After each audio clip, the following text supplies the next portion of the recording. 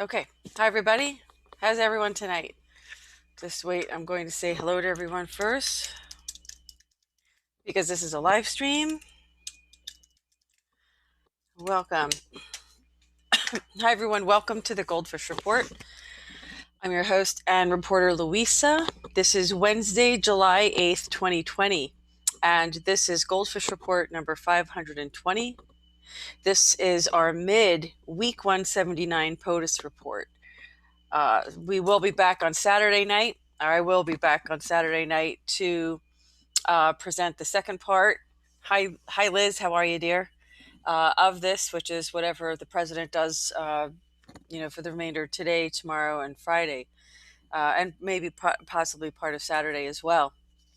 So I had a couple of announcements I wanted to make. Of course, our political theater reports will be actually there will be a link to the political theater reports on our BitChute page on YouTube. This week we've had 3 videos removed from YouTube. Of course, they're all political theater reports. Can't have your own opinion, can't be a critical thinker. No, that's not allowed today. Hi, Karen. Thanks for joining me. So what we have is we also have a video, believe it or not, from the Food for the Soul series that we do with Dr. Scott Werner. That one was marked as needing age restriction on it. Can you imagine? So, hi, everybody. Hi, Lynn. Hi, Carnita. Nice to see you. So YouTube is in a major, they just ramped up their censorship. I also noticed that all the political theater reports were marked unlisted. And as I went back further, the POTUS reports were marked unlisted. Hi, Shari. How are you, dear? Good to see you. My soul sister. So just be prepared for a lot of censorship. They're absolutely removing any opinion that is contrary to the narrative that the mainstream media is pushing. So just be aware of that. Be aware that, as I said, 3 of our reports were removed by YouTube this week.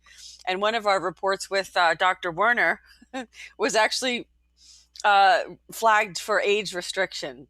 So it's so ridiculous what they're doing. But, GoldFish Report has survived this. We have rolled with the punches with the censorship so many times. But, it's how it is. That's the life, the times that we're living in right now. So any other announcements? Let's see. Tomorrow we'll be doing another report tomorrow morning at 10:30 a.m.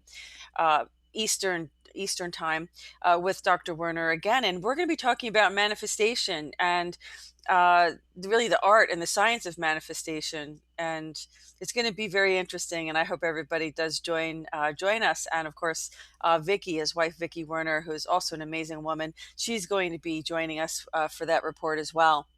So just at the top of the hour here, I wanted to say, in case you haven't heard, Chief Justice Roberts was hospitalized last month due to a fall. They're denying that it's related to a seizure, although they said that it resulted in stitches. So quite a serious fall. They're denying it has to do with a seizure, although he's had seizure falls in the past. Hi, Blue Angel. Thanks for joining us. Yeah, exactly. According to this report from, I think it was True Pundit, Roberts had fallen from a seizure in 1993 and again in 2007. So apparently he does have some sort of seizure disorder, according to the Supreme Court spokeswoman. So interesting that wasn't reported in the news. How could, has anyone seen Ruth? Do I have to put up that milk carton again with, has anyone seen me with Ruth Bader Ginsburg on the cover? Because we don't know where Ruth is. I don't know. Has anyone seen Ruth? Has there been any Ruth sightings anywhere? Anytime lately? Okay, so lots of stuff going on. Unfortunately, the president's niece has released a book to disparage the president and apparently their family. And the president's brother, I know a lot of people don't know he had a brother. The president's brother is on Twitter really, trying to defend the family and really kind of shine the light on Mary Trump, who is apparently the president's niece and perhaps disgruntled. And she is apparently a BLM supporter. So I think there's such a clash of ideology. And, I'm just wondering if George Soros is behind it, because he's behind everything. And let's face it, folks, they are so desperate right now to try to take down this president any way they can. But quite honestly, I think that they are, fighting a losing battle. They're not going to win no matter what they try to do. I think, sadly, no, not seeing Ruth. Exactly. I know this is going to be a corny joke. The Supreme Court is ruthless. Ruthless. We don't see Ruth. Where's Ruth? She's not there. Did you like that one, guys? So let me get on with this. So the president's brother has been on Twitter, and it's very interesting. And, we just hope that this family feud, calms down. And not only that, I mean, she's, profiting off of this book to throw her uncle under the bus. There's probably not going to be, I don't know how they're going to repair that relationship, but that's their issue. So let's move along, okay? Because we're going to talk about the president's Mount Rushmore speech. And let me just screen share that for everybody. Here we have 10 must-see moments from President Trump's Mount Rushmore speech. That was last Friday, one of the best speeches of his presidency, according to the Wall Street Journal editorial board. And so here's some highlights from that event, which we're going to take a look at right now. Hold on a second. I love this flyover. Don't you just love this picture, everybody? Look at that. That's just so majestic and awesome, isn't it? Let's listen. I am here as your president to proclaim before the country and before the world, this monument will never be desecrated. These heroes will never be defaced. Their legacy will never. Oh, look at that. This has been happening on Twitter, where all of a sudden the videos don't play. They're deliberately doing this. I know it. That was really starting to look good too, wasn't it? See, it's spinning and spinning and spinning. Oh man, this is why I don't announce. Maybe people understand now why I don't announce things in advance too much. You see that? Yeah. Okay. All right, so we'll move along. Unfortunately, we can't show that video. Sorry, folks. But it was beautiful. Contrary to the media reporting, Mr. Trump describes is one of genuine racial equality and diversity. They continue. The president told the story of America through its many national heroes, presidents such as Washington and Lincoln, as well as other brave patriots such as Frederick Douglass and Martin Luther King Jr. No nation has done more to advance the human condition than the United States of America, President Trump said, and no people have done more to promote human progress than the citizens of our great nation. Here are 10 of the top 10 moments from his speech. I'll tell you, I don't know if we're going to get any of these to play because, well, that was Twitter. So maybe if these are on Twitter, then we probably won't. Let's see if this one will play. Yeah, that's a Twitter clip. Well, we'll just have to see. No. See, folks, isn't this interesting, right? Because I actually tweeted out that I was going to go live. And here we have, I can't play the videos. Look at that. Just spinning, just spinning, just spinning. Okay, well, never mind. It's fine. Have to just learn to cope with the censorship. Okay, teaching our children to love America is not a culture war. And here, if you go to the goldfishreport.blogspot.com, you can read the president's full address at Mount Rushmore. And that's a beautiful image there. It's still a little bit dark there, but you can see the mountains and you can see President Trump. And I'm not going to get into the politics of the, Native American, property there and the presidents. I mean, look, let's not get into that at this time. Okay. We have a press briefing by Kayleigh McEnany and that they were talking about, that cherishing the values and honor our history and advance policies that lift up all Americans. The president outlined a vision for the future, and he wants safer communities and a stronger nation altogether. So talking about the military, talking about education, housing, taxes, and so forth. And by the way, folks, oh, I'm not screen sharing now. Okay, I'm sorry. By the way, the president did announce today there will be another second round of stimulus coming. So if you did benefit from getting that first stimulus, Ruth Beacon, exactly.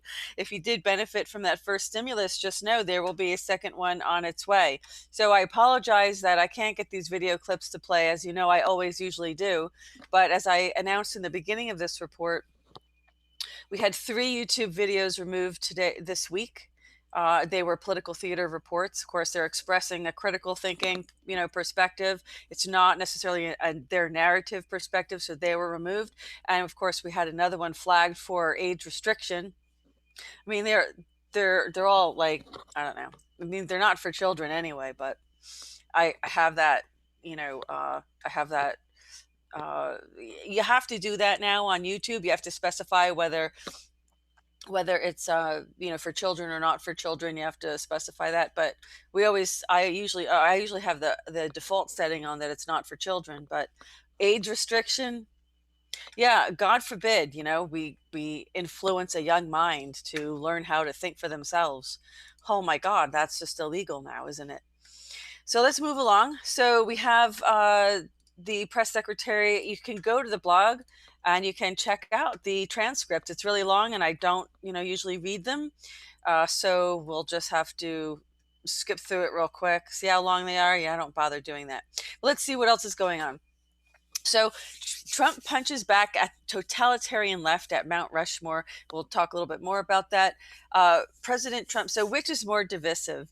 Tearing down our nation's heroes and monuments, demeaning the accomplishments of a great country, casting patriotic Americans as relics from a bygone era, painting the United States as profoundly racist, or rallying against these things as President Trump did at Mount Rushmore? According to Fox News. Of course, the New York Times calls that defense of America a divisive culture war message.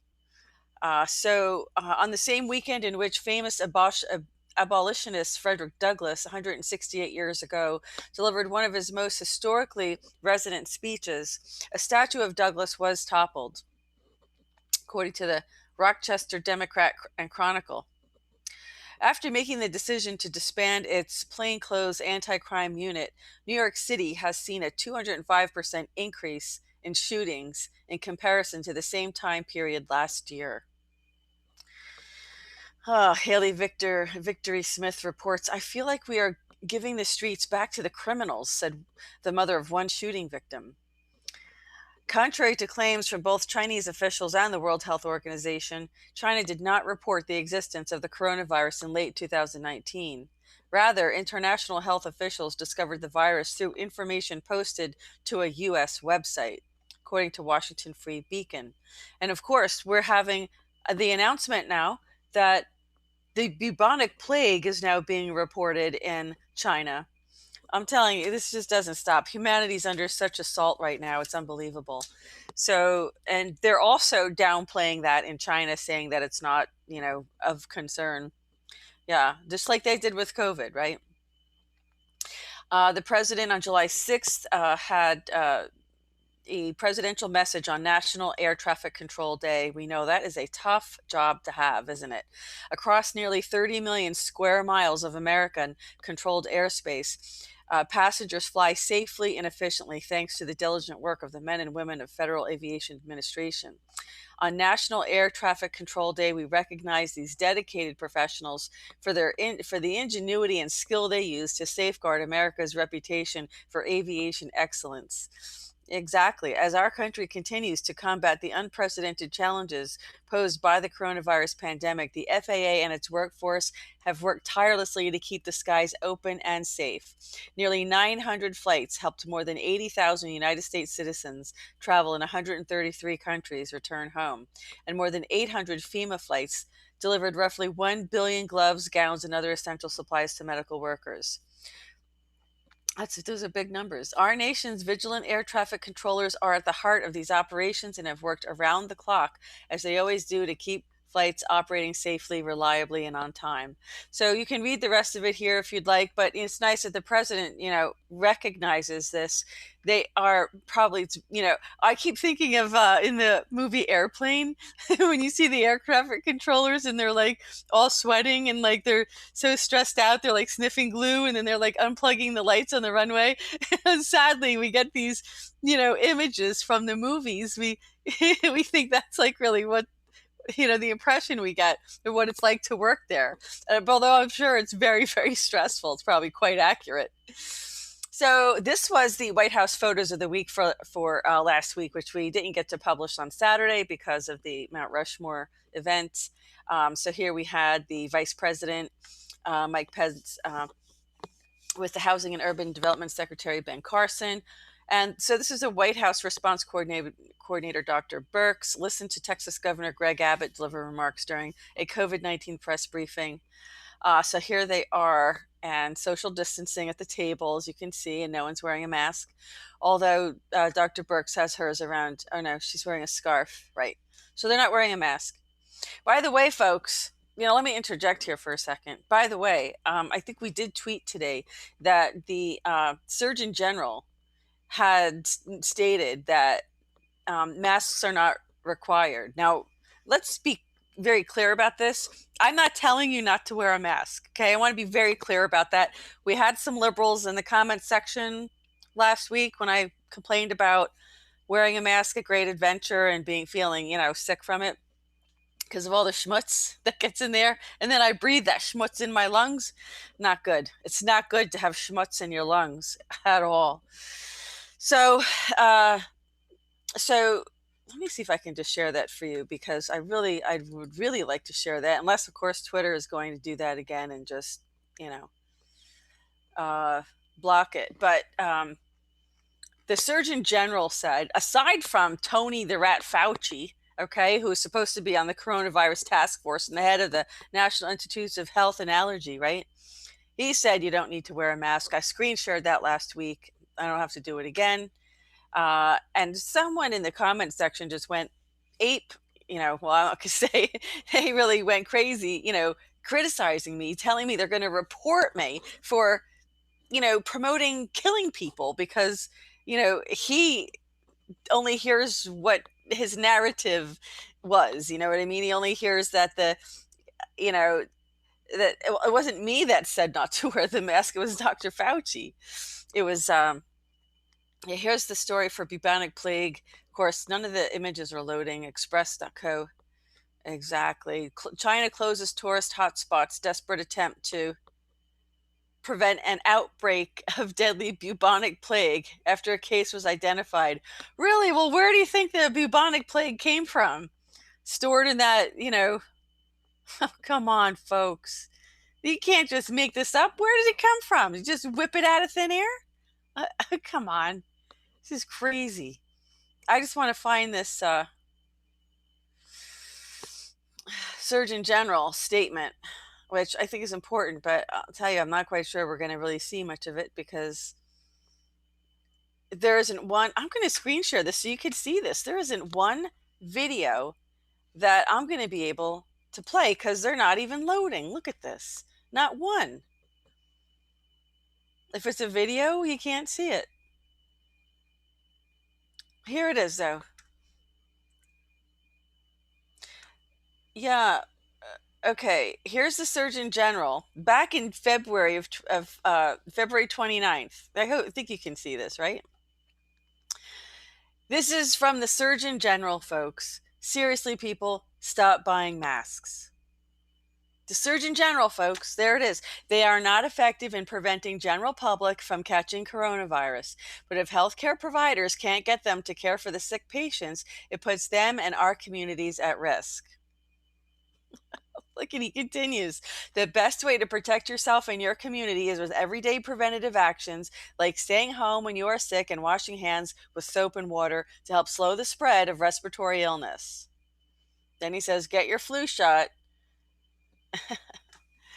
So, this is crazy stuff, folks, but I definitely just wanted to bring it to your attention because I just, the hypocrisy, the contradiction in recommendations and statements. And here we have, Democrat governors who are mandating this, that you can't go anywhere, including outside, without masks. And here we have our own Surgeon General saying it isn't necessary. So, it's, what do you think? I'm checking in to see what the comments are. Hi, everybody. Welcome. Yeah. Well, that's what the latest is. Let's keep moving along with the president. Okay, we have the vice president. There's more on there, and then here we have President Trump. Here we go. Here we have President Trump at the National Economic Council with Larry Kudlow and Treasury Secretary Steven Mnuchin deliver remarks during a press conference here in the press briefing room. Miss going there. I keep having dreams that I'm working from the White House. I miss going back there. I want to get funding, folks. Come on, you got to send me back there so I can ask real questions. Stop spinning all this hyperbole, right? So this was the president greeting small business owners during the Spirit of America Showcase Thursday, which was really lovely. Look at that within the White House.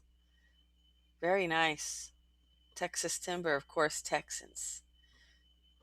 You want to get the spirit of America, you got to go to Texas. That's what I think.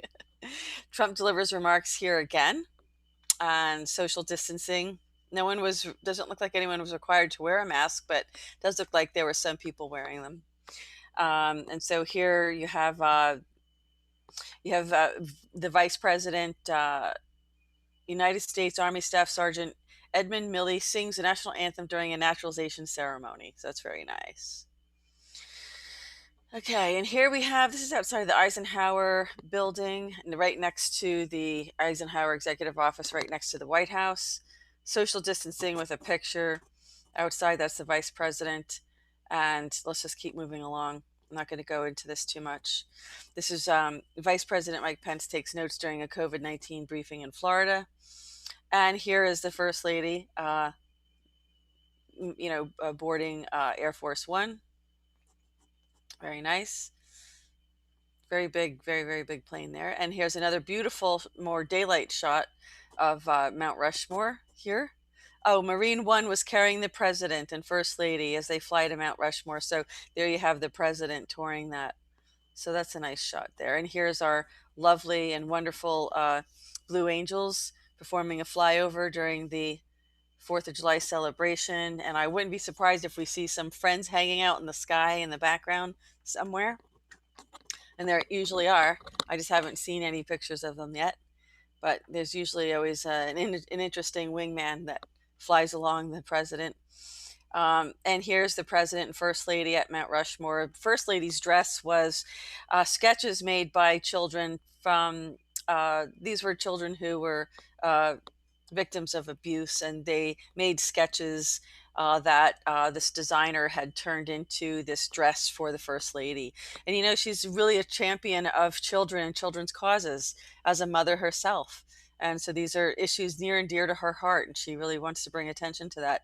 This is a beautiful photo. If you look at this Mount Rushmore celebration again, folks, that's really beautiful right there. And of course we have it was packed. So many people wanted to come, and what a beautiful setting it was. And very nice tribute there. It's another wonderful photo.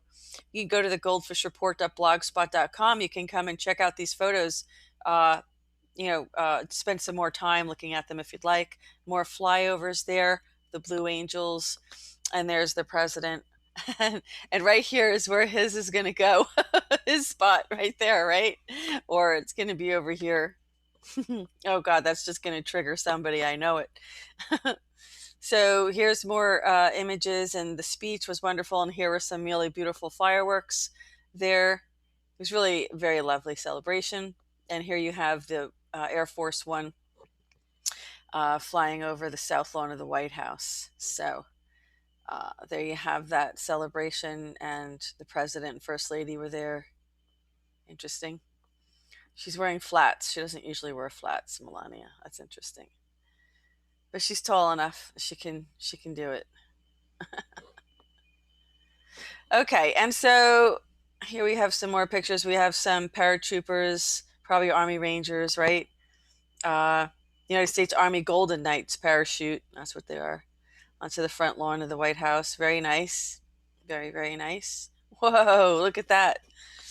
Yeah, my cousin was in the military. We used to have family reunions, and he would bring the smoke bombs. He would have a few extra, and he'd light them off, and, and we'd see what that was like. So, I definitely have a lot of military in my family as well. Always a very, very big military supporter. And here's more flyovers. So beautiful pictures, folks. If you want to look at more, I'm looking at them all, but if you want to look at more, come to the goldfishreport.blogspot.com. Gorgeous pictures to celebrate the 4th of July everywhere, from the White House to Mount Rushmore. Just, really gorgeous pictures here. Very nice. Very, very nice.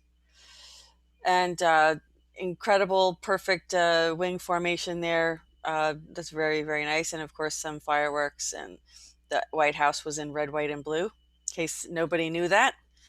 There you go. Fireworks.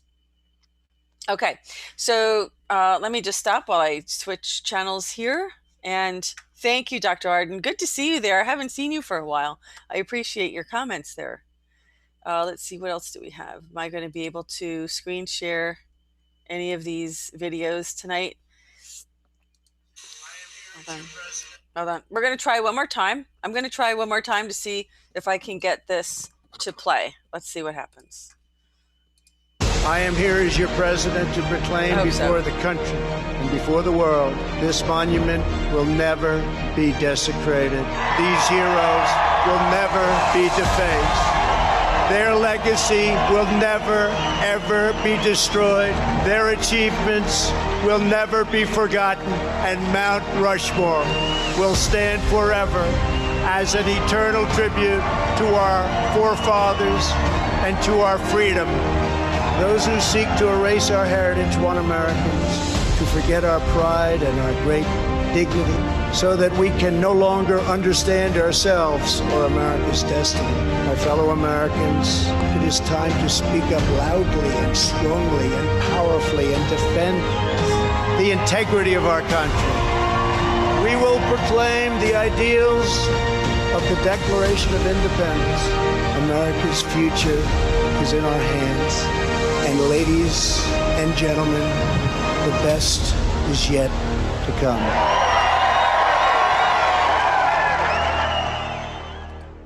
I sure hope so. I'm so glad it finally played. So there we go. Let's move along to some more news, okay? So we talked about the 10 must-see moments from the president's speech. Let me just see if I can get any of them to play at this point. Let's see if this one will play. I'm going to screen share this one.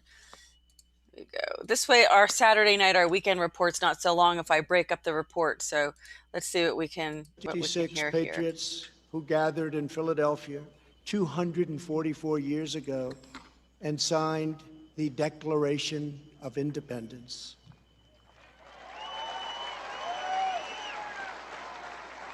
They enshrined a divine truth that changed the world forever when they said, all men are created equal. These immortal words set in motion the unstoppable march of freedom.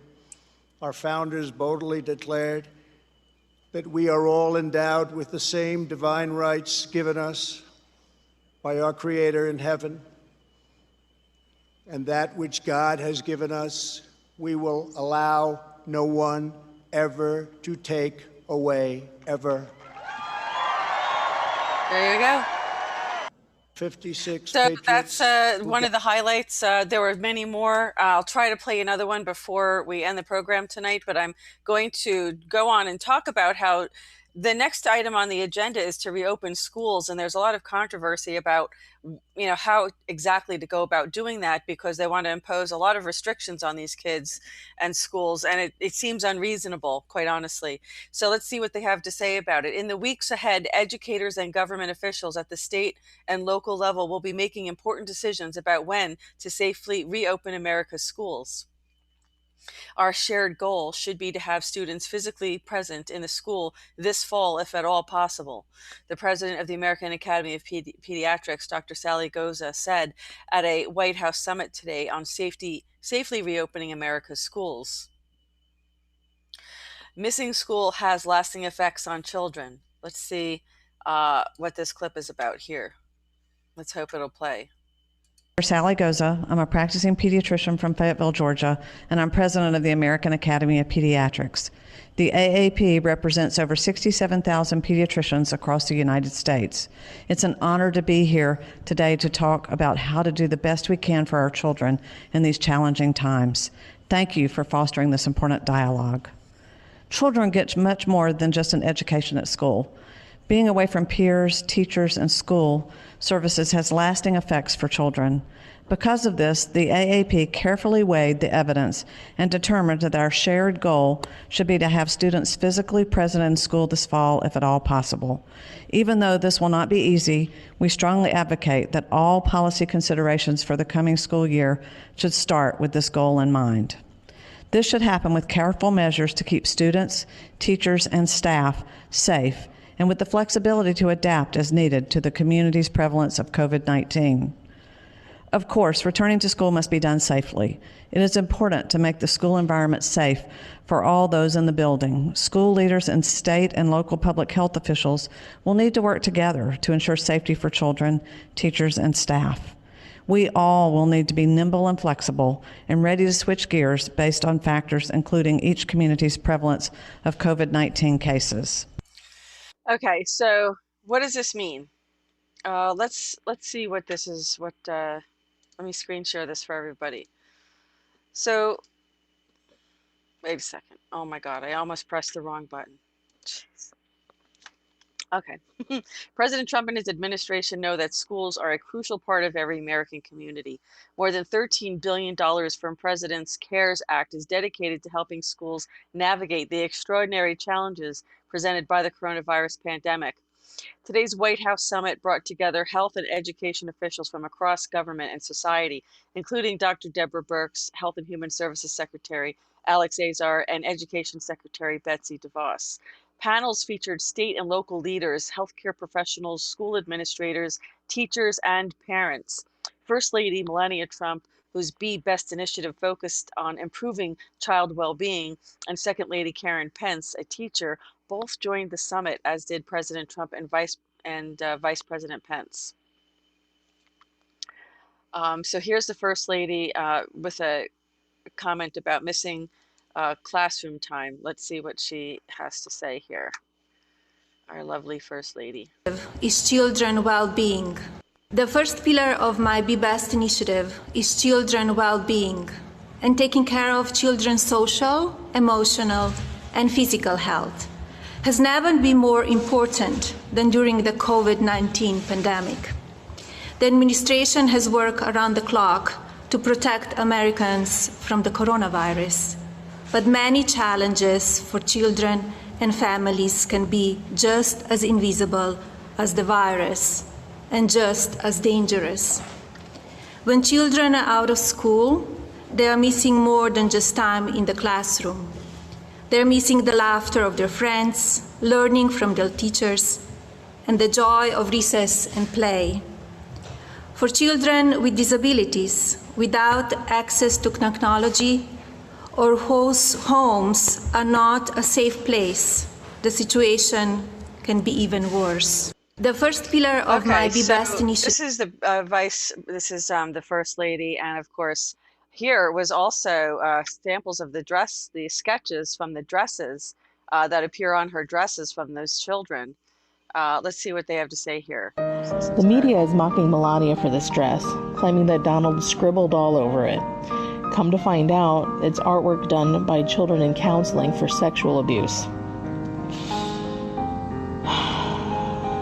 That's pretty deep.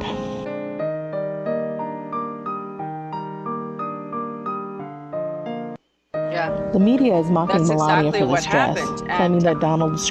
Right. Sharpie Gate. So, look, what are you going to do? You don't expect anything better from the media at this point. They'll go as low as, as mocking the first lady for her beautiful dress. That's pretty low, folks. I have to admit, it's just pretty low. Okay, so let's keep looking. Let's keep reading here. So yes, focusing on the importance. So the American Academy of Pediatrics offered this statement during local government to reopen schools this fall. The importance of in-person learning is well documented, and there is already evidence of the negative impacts on children because of school closures in the spring of 2020. I do know that they miss each other, for sure. Long periods away from school, the AAP says, interrupts supportive services for children and often results in social isolation, which it does. These factors make it difficult for schools to identify and address important learning deficits, as well as child and adolescent physical or sexual abuse, substance use, depression, and suicidal ideation. This, in turn, places children and adolescents at considerable risk. Secretary Azar spoke on President Trump's bold actions to both slow the spread of the coronavirus and get America back open for business. Through this historic response to this unprecedented pandemic, we have the tools to get back to work, back to school, and back to healthcare, he said. The CDC is encouraging schools to have plans in place that will help anticipate cases, minimize spread, and limit the need for school closures. Since every school is unique, each will require a different approach to safely welcome back students in the classroom. Secretary DeVos said the administration expects children to be back in their learning environments this fall and urged decision makers to think practically about the consequences if children do not return to the classroom this year. I think that's really more a warning to the governors of the liberal states who are forcing such draconian restrictions on citizens. We want to reopen the schools, President Trump said. Even, everybody wants it. The moms want it, the dads want it, the kids want it. It's time to do it, he added, that America's coronavirus mortality rate is down tenfold from the peak of the crisis. And also, young children really weren't the demographics who were suffering from this. Not to say that there hasn't been a couple, but it really has not struck and hit the kids. The demographics is extremely low, even lower than the demographics for the statistics for the general population. So under President Trump's guidelines, local leaders must continue to put the critical needs of America's children first. So here we have a photo of the day where they were working on this at the White House. It was a summit here. So this is what the president's proposing here. The President Trump is hosting a national dialogue with state, local, and tribal leaders, educators, and families to discuss the importance of reopening, which we already said. Let's talk about it. Through educational advancement and the many supportive services they provide, our nation's schools are fundamental to child and adolescent development. We know that continued school closures could have serious consequences for the holistic health of the children, which we already talked about. So I'm not going to go over that. This is what I want to know, what the president's going to do about this now. We already know the detrimental consequences. Let's hear about what the president's going to do. So supporting students in schools, the Trump administration is providing strong support to ensure K through 12 students continue to learn while mitigating the spread of the virus. Or I would just say continue their indoctrination. Yeah. The president has made more than $13 billion available to support continued education for K through 12 students enrolled in public school, charter, and private schools affected by the coronavirus. Through the Treasury Department's $150 billion coronavirus relief fund, state and local governments can access funding to help school districts affected by COVID-19. The Centers for Disease Control Prevention released detailed guidance to ensure school officials understand how to prepare for, prevent transmission of, and react quickly to coronavirus cases within an education system. The CDC has offered schools supplemental considerations on how to assess risk of in-person classes, class size, behaviors, cleaning techniques, and provided guidance to help schools determine the necessity of conducting screenings, testing, and contact tracing. Oh, here it goes, folks. Here it goes. We're going to let them do it too, aren't we? We're going to let them do it. How many people get sick from the tests alone? You know what? It's just, we have to really think carefully as parents how we want to deal with this, because I don't like it so far. The Trump administration has provided flexibility for school breakfast and lunch programs, helping children access nutritious meals in a safe manner for the entire school year. So, contact tracing, come on. All right, here we go. All right. Just me as a parent. I'm not telling you to like it, not like it. That's not why I said that. Okay, we already talked about that. We talked about this. I don't want to repeat it. Safely reopening schools. We also have here on Sunday night, the mayor of Atlanta issued a full-throated call for citizens to stop shooting each other up on our streets after an 8-year-old girl was shot and killed on the 4th of July. Gregory writes, "You can't blame this on police officers," Mayor Keisha Lance Bottoms said. Last month, President Trump offered federal help for any states and cities needing to quell violence and restore order to their streets, according to Fox News. Also, at the direction of President Trump, the USDA built from the ground up an innovative new program called the Farmers to Families Food Box. This $3 billion program is supporting America's farmers and producers by partnering with food distributors to buy food that would otherwise go uneaten and distribute it to families and people who need food. President Trump, so that's another initiative. That's Agriculture Secretary Sonny Perdue writes in the Detroit News. Also, President Trump just suspended nearly all guest worker programs for the rest of the year. This historic executive order will open up more than 500,000 jobs to Americans. I believe that's the H-1 visa. And it'll disproportionately help Black citizens. These reforms aren't mere rhetoric. They're tangible proof that Donald Trump believes Black workers matter. Okay, writes Tom Broadwater, an advocate for minority and other workers in the Washington Times. This is a background press call by the senior administration officials on safely reopening America's schools. They're talking, there's a question and answer session. And so there's a long transcript here, folks. You can come and check this out. Okay, let me just check in before we wrap up our, hi, everybody.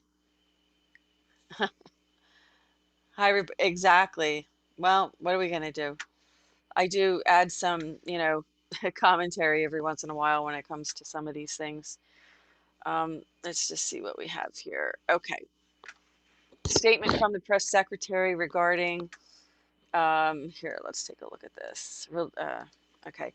Statement from the press secretary regarding Supreme Court ruling on religious liberty. So this was a success. Today's Supreme Court ruling is a big win for religious freedom and freedom of conscience. Almost a decade ago, the Obama administration attempted to force employers, including religious nonprofits like the Little Sisters of the Poor and Order of Nuns, to provide contraceptive coverage to their employees in violation of their religious beliefs. Twice before in this ongoing saga, the Supreme Court has blocked these overly rigid and misguided efforts and sided with religious freedom. Today, it has once again vindicated the conscious rights of people of faith. So that's a very big, this is best for our traditions. They said the court's decision today carries forward that noble tradition. And so that's a big win for everybody who wants to respect their freedom of religion. And then today, the president welcomed the president of Mexico, President Obrador. They talked long-term solutions to illegal immigration, fortifying the border, and many other things, including the USMCA. The president welcomed President Andres Manuel Lopez Obrador to the White House, where they discussed a long-term strategy to target illegal migration, according to the Washington Examiner. In addition to decreasing illegal immigration, historic cooperation between the United States and Mexico recently led to President Trump's Nafta replacing United States-Canada, Mexico-Canada agreement, which took effect 1 week ago today. So in case you haven't heard, folks, NAFTA is dead. It's no more. And we now have the USMCA. Okay. There was a joint declaration signing at 3:35 p.m. today. In the wake of coronavirus, we now see a looming crisis for schools and childcare. If it's left unaddressed, it will be exacerbated. I will talk more about the president's meeting with the the president of Mexico in just a minute. But here we're going through different stories again. If it's left unaddressed, it will exacerbate the economic crisis caused by the pandemic by preventing parents across the country from returning to work and continue to widen the socioeconomic gap. Okay. Also, the daughter of a slain New York City police officer spoke out against the vilification of cops taking place amid the nationwide protests against police brutality. Joshua Nelson reports, people like my mom, who was the most amazing person in my life, deserves to not be executed the way she was just because of her uniform. This is terrible, folks. This is all social engineering. This is just engineered this way. I mean, we were all living so peacefully a few years ago. We were all living in peace. We had our first black president, and now we're racist all of a sudden. I mean, come on. This is just, you're getting tired of it, right? By the telling of the intellectual classes, conservatism is the ideal of the elite. Conservatism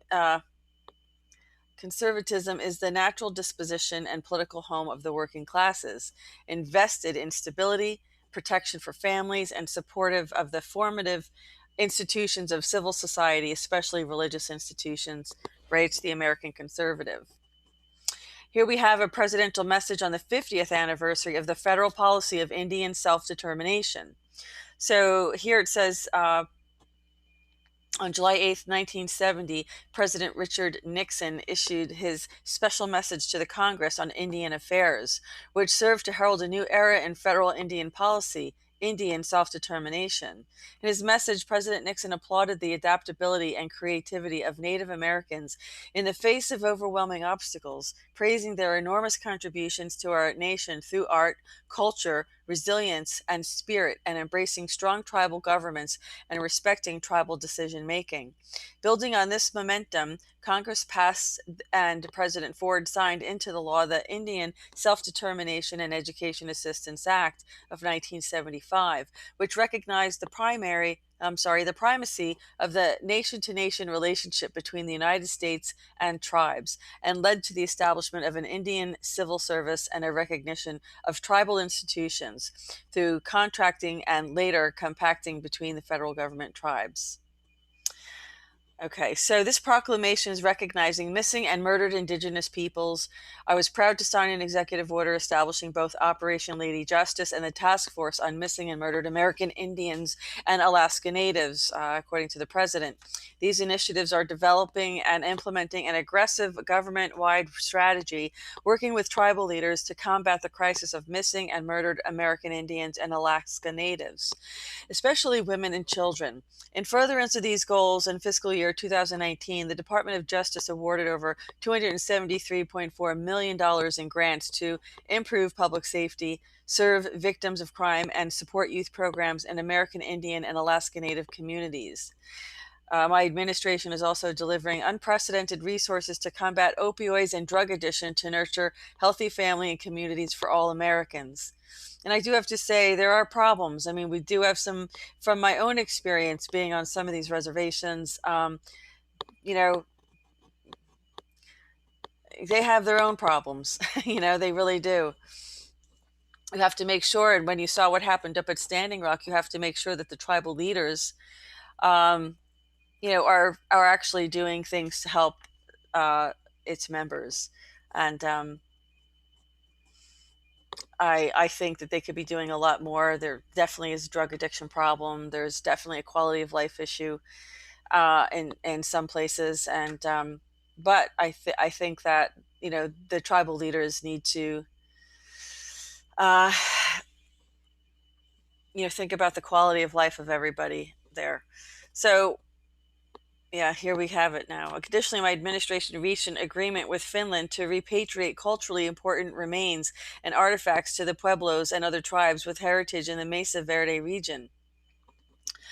So we have also taken a whole-of-government approach to enhancing coordination regarding economic growth, jobs, and infrastructure, and improved standards of living in the Indian country, including elevating federal tribal energy development collaboration, hosting the first ever federal tribal broadband summit, and continuing technical assistance to identify priorities, opportunities, and resources that improve connectivity for Native communities. See, that's the kind of thing that they need. They need to be, you know, they're in the middle of a country that has all this infrastructure, and they have to benefit from it too. So that would help them a lot. So I'm not going to go into that. Here we have the memorandum on the Build Act. Better utilization of investments leading to a Development Act of 2018. Let's see, how to list. So develop a country with an upper middle class income economy furthers the national economic or foreign policy interests of the United States. The delegation in this memorandum shall apply to any provision of any future public law. And so it'll be published in the Federal Register as well, folks, if you want to check it out there.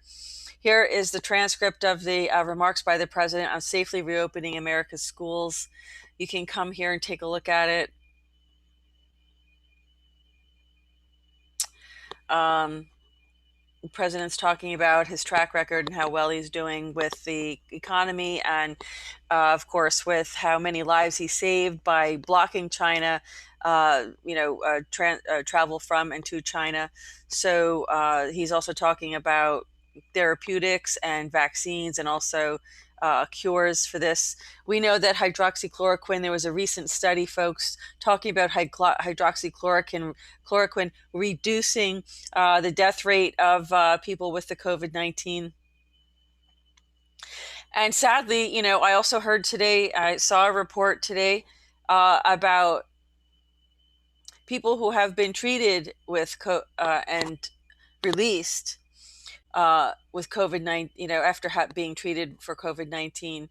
The reports are, this is a very long transcript. I'm sorry that I'm scrolling. I am scrolling a lot. Sorry, I'm scrolling so much. But there's some sort of residual, I'm not quite sure if they're calling it brain damage, but they are referring to brain damage in this report, that there's some sort of effect, I guess long-term effect. Maybe it's a latency effect from this virus. Who knows what they put in this? I mean, honest to God, who knows what it's doing to us all? Yeah.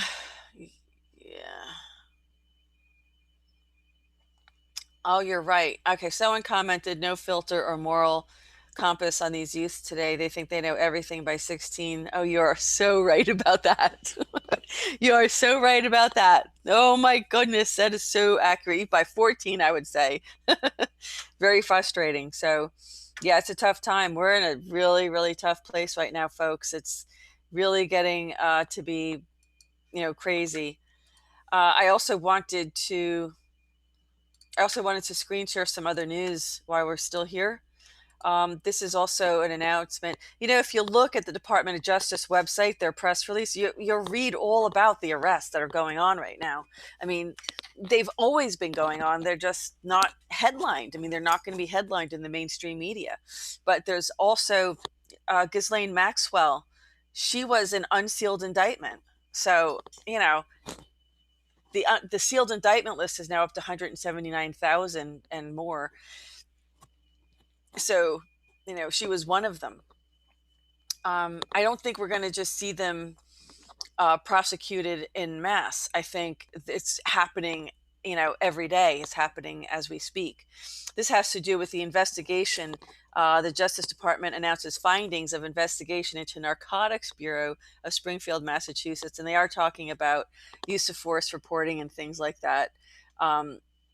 So, Attorney General Barr said today that we owe these public servants our respect and our support. I've said many times that being a police officer is the toughest job in America. We owe these public servants our respect and our support, said Attorney General William P. Barr. But with this high calling comes a tremendous responsibility to uphold the public trust. Absolutely. And same with the Justice Department, Attorney General Barr, let me add. The Department of Justice is committed to supporting our law enforcement while holding departments accountable that violate this sacred trust. Hello. And that includes the court system. I will say that. The department will work with the city of Springfield and the police department to ensure the police officers and people of Springfield get the law enforcement agency they deserve, one that effectively and constitutionally stops violent crime and narcotics trafficking. So you can come here and take a look at this. Let me see, there were some other reports, that I had, and I just wanted to make sure that I presented everything that I wanted to for this report. We have some other things from the president today. Okay, I'm going to go very quickly through the news in our Twitter because there's so much news in our Twitter. If you're not on Twitter, if you're not following us on Twitter yet, please follow us on Twitter. And if you like this report tonight, please give us a thumbs up so we can get it circulating more. Because, with these algorithms, we have a lot up against us. So I would really be happy if you could give us a thumbs up. Here it is. China is crushing coronavirus whistleblowers again. Foreignpolicy.com is reporting this. Being targeted, medical staff and COVID-19 victims again. So this is something to keep an eye out for. Here's where the president on beachbroadcast.com said the second stimulus is incoming. He's working with Congress right now to finalize that. We are also, this is where the president met with President Andres Manuel Lopez Obrador today, the president of Mexico, at the White House. And, his address here is about, as I said earlier, long-term strategy to target illegal migration. We have Kayleigh McEnany always holding her own at these press conferences. Boy, she's a superwoman. And there's a signing there of the declaration with the presidents there. And did you know that Fauci is married to Ghislaine Maxwell's sister, Christine? Oh, that's interesting, isn't it? Interesting news. Yes. How do you like that? That's a small world, isn't it, folks? It's a very small world. Here we have the Fets. He's on JimTheConspiracyGuy.com. You can go there and check out his reporting. Lots of interesting things here, folks, to take a look at. Yeah, CDC said children are 7 times more likely to die from the seasonal flu than the coronavirus. The Gateway Pundit reported that. Also, there's also a lot of rumor that this is the end of the monarchy, that the Queen is not returning. There's a lot of boarded up windows there at Buckingham Palace, and 250 royal staff look to lose their jobs this month. They're blaming it on, I see. Now you can see why this coronavirus had to happen here. All these changes going on had to be blamed on something, right? They're saying that as the Queen's finances continue to feel the impact of coronavirus crisis, right? The biggest welfare recipients on the planet are saying that they can't afford to live in Buckingham Palace, really? Okay. Here we have China closed tourist hotspots despite attempts to contain Black Death. So, Bubonic Plague, China closes tourist hotspots. Boy, can you imagine, folks? Oh my goodness, crazy.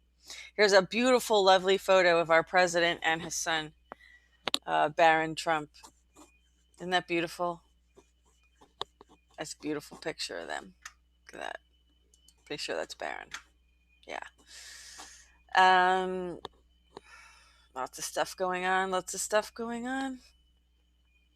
Europol has a massive investigation in Italy combating online child sex abuse. That's good. A lot of people would like to see Ilhan Omar kicked not only out of Congress, but out of America. So I think some people are of that opinion there. Here's our political theater report this week that, the Dems are still using the same Trojan horse, still knocking at the door, of this scripted racism, but I don't think we're falling for it. Although there's some people who do. Honestly, it's sad to see. It's sad to see. Here it is. President Trump says, "Act now," as he urges the FDA to approve the use of hydroxychloroquine, as a new study has shown that the drug led to a lower mortality rate in COVID-19 patients. Early treatment can save lives. As Dr. Judy Mikovits said, it puts a protective layer. It forms like a protective shield or layer around the cell so that the virus can't penetrate it. Well, what a brilliant idea that is. So we have lots of stuff going on. If you want more news, please go to our website here. Here it is. Scientists warn of potential wave of COVID-linked brain damage. So here, let's take a look at this. Reuters is reporting this. This is sad. This is sad. Scientists warned on Wednesday of a potential wave of coronavirus-related brain damage as new evidence suggested COVID-19 can lead to severe neurological complications, including inflammation, psychosis, and delirium. Oh boy. You can also lose your taste and smell from it, I heard. A study by researchers at University College London described 43 cases of patients with COVID-19 who suffer either temporary brain dysfunction, strokes, nerve damage, or other serious brain effects. The research adds to recent studies which also found the disease can damage the brain. Whether we will see an epidemic on a large scale of brain damage linked to the pandemic, perhaps similar to the encephalitis lethargica outbreak in the 1920s and 1930s after the 19 influenza pandemic, remains to be seen. The COVID-19, the disease caused by the new coronavirus, is largely a respiratory illness that affects the lungs, but neuroscientists and specialist brain doctors say emerging evidence of its impact on the brain is concerning. My worry is that if we have millions of people with COVID-19 now, and if in a year's time we have 10 million recovered people, and those people have cognitive deficits, then that's going to affect their ability to work, their ability to go about activities of daily living. Oh, it certainly will, won't it? In a UCL study published in the journal Brain, 9 patients who had brain inflammation were diagnosed with a rare condition called acute disseminated encephalomyelitis, which is more usually seen in children and can be triggered by viral infections.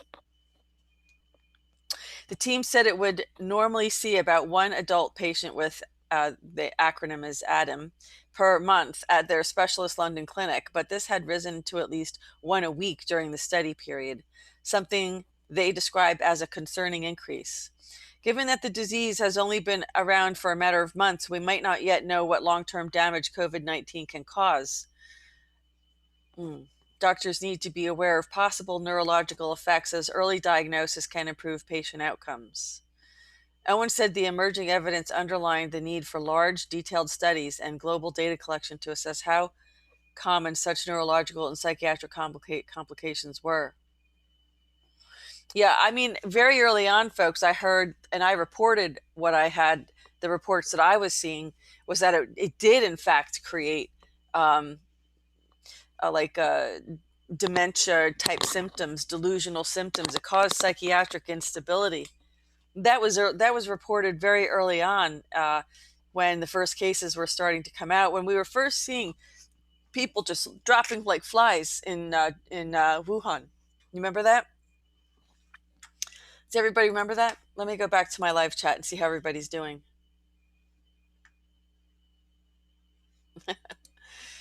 Yeah. How's everybody doing tonight? Yes. Okay. So there is an issue regarding the oxygen, and according to OSHA standards, and folks, we all need to do some more research on this, and I will as well.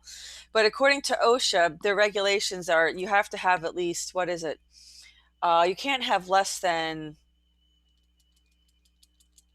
3,000 parts per million of oxygen. So as you're in a work environment, I think it's 3,000, if I'm not mistaken. But there's a certain threshold of oxygen levels that a worker must not go beneath. It must not go below that, right? So there's been people who have been using these oxygen meters with a tube under the mask, yeah, and as the mask is on, and the more you breathe and the more you're rebreathing your own carbon dioxide, and the less oxygen you're getting, fresh oxygen, the higher that number goes to safe levels. And so, I don't know the exact numbers because I wasn't really planning on speaking about this tonight, but yeah. So 19% there's like another number though. There's like a number of parts per million, but the percentage, okay, so Mark Mark Atkinson, thanks Mark, is saying 19% is the threshold, and the masks make them drop to 17%. And for some people it might even be worse than that, depending on the mask they're wearing, right? So I wonder what they're going to do. I mean, wherever we go, we see people working with these masks on 40 hours a week, 8 hours a day, sometimes in the hot sun, right? Yeah. And so these people are getting very, very reduced levels of oxygen in their system. What's going to happen over time? And then you get the schmutz. Yeah, as someone mentioned, you get the schmutz in the mask, and then you breathe that schmutz back into your lungs. What I've been hearing is people have been getting, and I cannot independently verify this yet, but there's reports that people are getting pleurisy of the lung, and they're also getting fungal infections in the lung, in addition to bacterial infections as well. So I think, I find it hard to believe that they're not even talking about this in these press conferences. I find it hard to believe that they're not addressing this when you clearly have the Surgeon General, as I screen shared earlier in this report, the Surgeon General stating that you don't need a mask. And then you have, Fauci saying you don't need a mask. And then, of course, all that schmutz gets accumulated in the mask. And that's going to make us even more sick. Look, I want to be safe, folks. There's no question about it. But I don't know if wearing a mask is really safe, because according to our Surgeon General and Fauci, it doesn't protect us from coronavirus. So it's only creating a worse situation. And I really think the administration should be addressing this. They have in so many ways. They have by saying it's not mandatory. The federal government wasn't mandating that people wear masks. But the problem is we're seeing this happen in liberal states with liberal governors. And so these liberal states may be, yes, more densely populated than other states. But yeah, and that's what I said the other day, I'm going to put my mask on, and I put a little lipstick. I put a note. After I have this on for a couple minutes, folks, I can't breathe. What about what happens when I can't breathe because I'm being forced to wear this mask?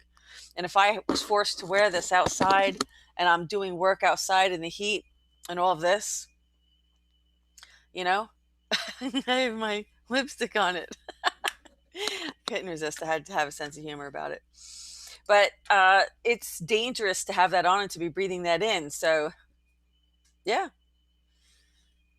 It's all about the oxygen, really, and it's all about the bacteria that stays. I mean, honestly, these are supposed to be disposable, right? Like, how many times are you supposed to reuse something like this? Because it has bacteria. I mean, if you have bacteria, maybe you have some other sickness. What if you have bronchitis, or what if you have some other cold and you're being forced to wear this and you're getting all that bacterial schmutz in there? Yeah. Yeah. Yeah, I have a right to breathe. Hey, my body, my choice, right, folks? Isn't this your choice too? I don't know. I think that, we all need to be really careful. I think we have to be, we just need to have the facts. That's what we need. And the people who engineered this virus really know the answers to that. I don't know, folks. We just need to demand that this shenanigans stop. So that's all I have for you tonight. Again, our political theater reports are going to be available on BitChute only, but there will be a link in the YouTube for it. So you'll find it there. We will be back tomorrow for another Food for the Soul, which is one of my favorite reports to do, because it's always so inspirational. And we really need positive messages at a time like this, where there's so much chaos and hate and uncertainty going on. We really need someone to keep us stable and grounded. And I think tomorrow might help to offer some of that for us. So I hope everybody has a great night. Yes, exactly. I really appreciate everybody's comments in the comment section. I appreciate you all for joining me tonight for this midweek POTUS report. We will be back on Saturday night for the rest of the week POTUS report. And I do hope you will join us then for that.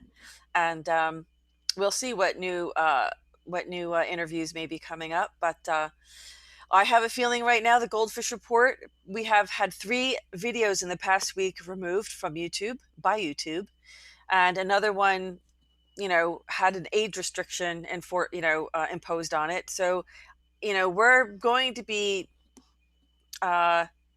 changing our reporting for a little while until after the election, because we just want to keep our presence on.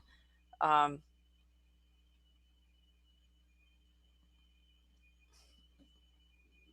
sorry, Captain Raid. Who are you talking to? That comment's not going to be shown. You know that. And especially if you're telling me to F you, then you're definitely going to be removed. And I just want to make sure.